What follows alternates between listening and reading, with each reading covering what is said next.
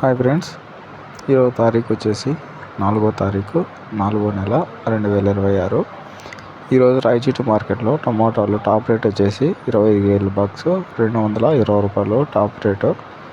రెండో రకం క్వాలిటీ కాయలు వచ్చేసి 130 రూపాయల నుంచి 180 రూపాయల వరకు టాప్ రేట్ అనేది వెళ్ళిందండి.